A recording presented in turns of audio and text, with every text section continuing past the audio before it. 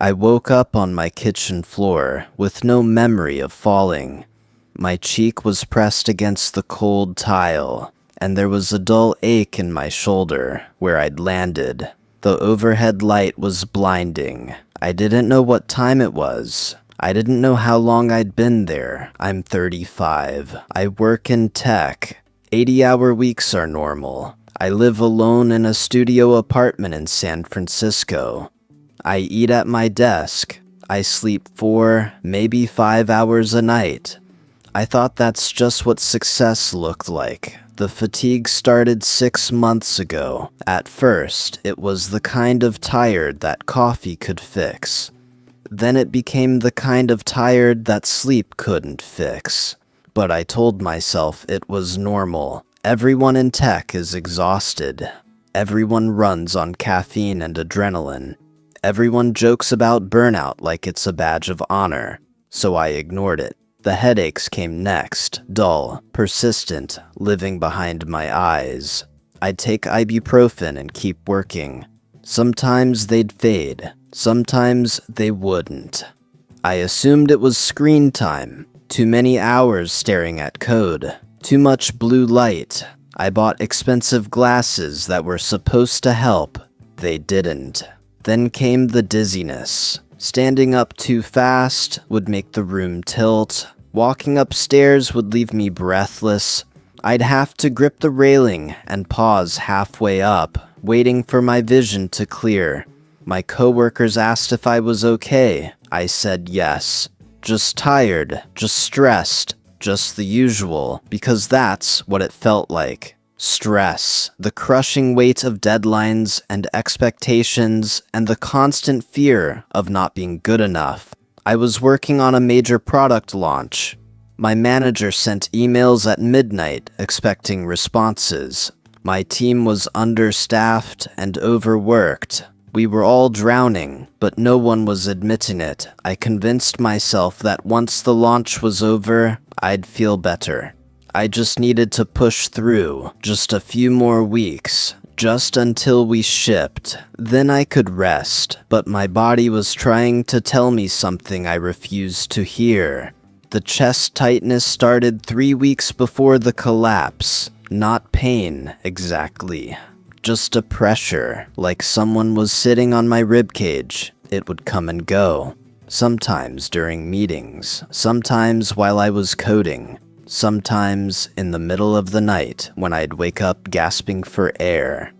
I googled it once. Anxiety, panic attacks, stress-induced symptoms. Everything pointed to mental health, not physical health. So I told myself it was all in my head, that I needed to manage my stress better, meditate more, exercise, eat better. All the things I didn't have time for, I didn't tell anyone. Not my parents, not my friends, not the handful of people I still kept in touch with. What would I even say? That I was tired, that work was hard, everyone was tired, everyone's work was hard. I didn't want to seem weak. The night I collapsed, I'd been working from home. It was a Thursday. I'd skipped lunch. Dinner was leftover Thai food I'd barely touched. I was sitting at my kitchen table, laptop open, fixing a bug that should have been simple, but had taken me 3 hours because I couldn't focus. I stood up to get water. That's the last thing I remember clearly. The room spun. My vision went dark at the edges, like someone was closing a curtain. I felt my knees buckle. And then nothing. When I woke up, I was on the floor. My phone was several feet away, face down. The laptop was still open on the table, screensaver bouncing across the display. The clock on the microwave said it was past midnight. I'd been unconscious for at least 20 minutes, maybe longer. I lay there for a while, trying to process what had happened. My head was pounding, my shoulder throbbed, my mouth was dry. I felt like I'd been hit by a truck. Slowly, carefully, I pushed myself up to sitting. The kitchen tilted and swayed. I leaned back against the cabinet and closed my eyes. waiting for the dizziness to pass.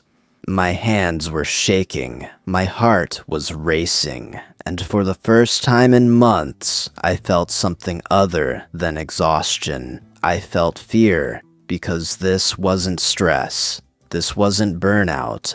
This was something wrong. Something my body had been screaming at me about for months while I ignored every warning sign. I managed to crawl to my phone. My fingers fumbled with the screen. I almost called 911, but I hesitated. What if it was nothing? What if I was overreacting? What if I got to the hospital and they told me it was just anxiety and sent me home?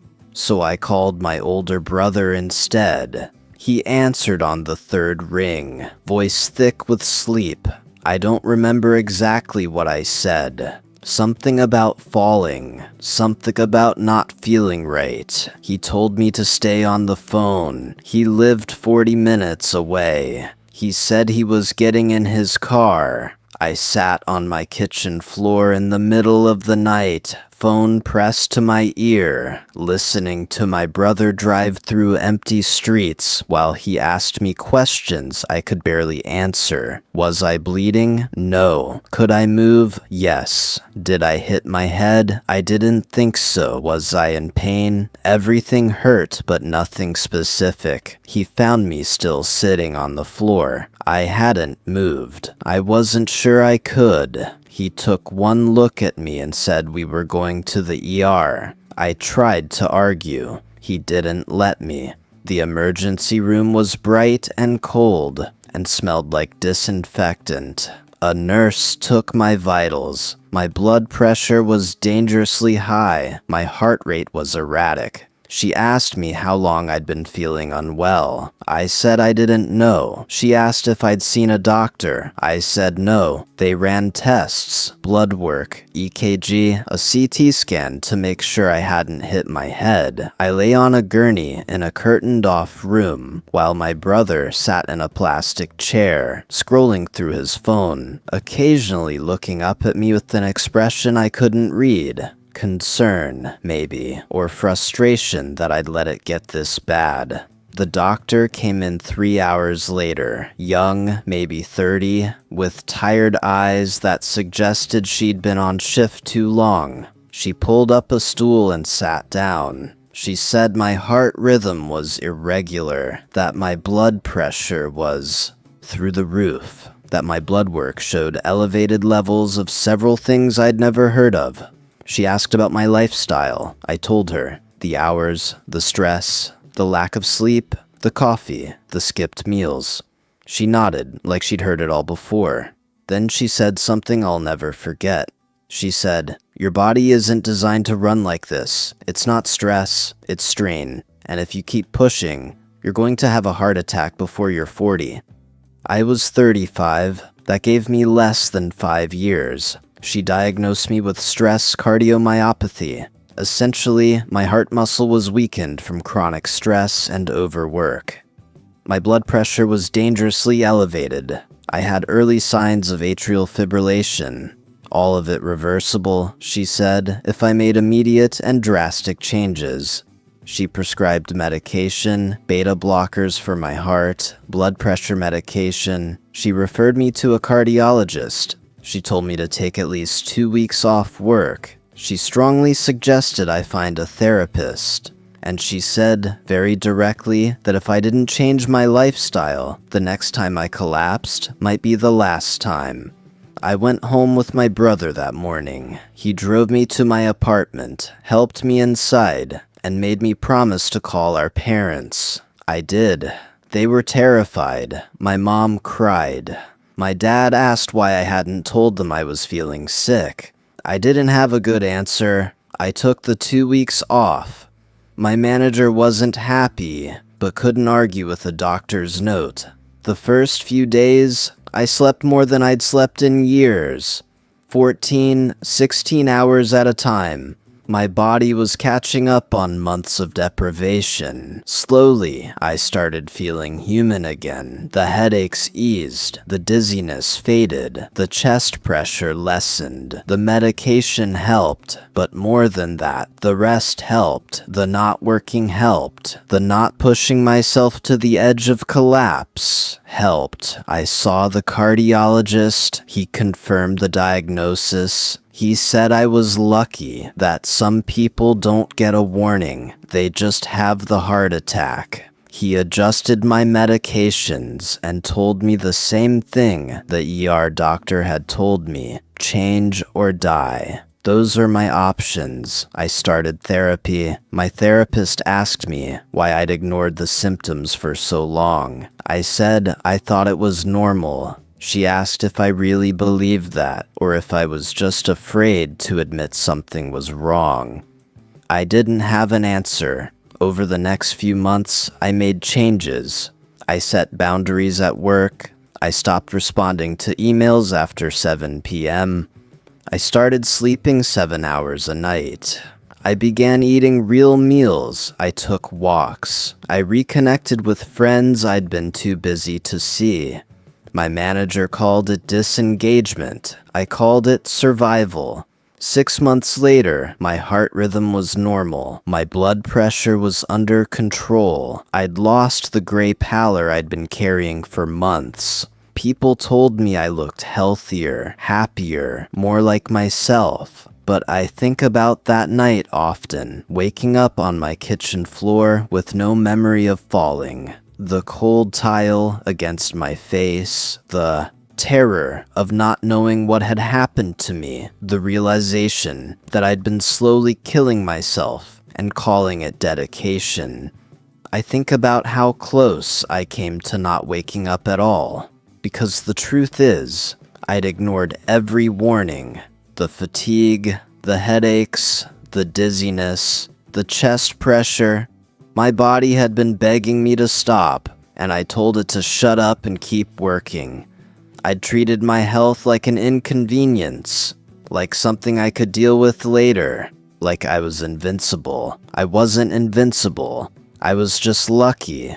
Lucky that I collapsed at home and not while driving. Lucky that I woke up and not worse. Lucky that my brother answered the phone. Lucky that the damage wasn't permanent. I talk about it now. When friends complain about work stress, I tell them my story. When colleagues brag about all-nighters, I tell them what happened to me. Some people listen, some don't. I can't make anyone care about their health, but I can tell them what it's like to wake up on the floor and realize you almost didn't wake up at all. I still work in tech, but I work differently. I leave on time. I take breaks. I say no. I prioritize sleep and food and exercise, and all the boring things that keep me alive. My career didn't end because I stopped sacrificing my health for it. If anything, I'm better at my job now because I'm not constantly on the edge of collapse. The apartment feels different now too. I used to see it as just a place to sleep between work sessions. Now it's home. I cook there, I rest there, I live there instead of just existing there. I keep my medications on the kitchen counter where I found myself that night. A reminder, a warning, a promise to myself that I'll never ignore my body again because stress is real, but so is the damage it causes, and telling yourself it's just stress doesn't make it any less dangerous. It just makes it easier to ignore until you can't ignore it anymore. Pain grows in silence until you finally tell the truth.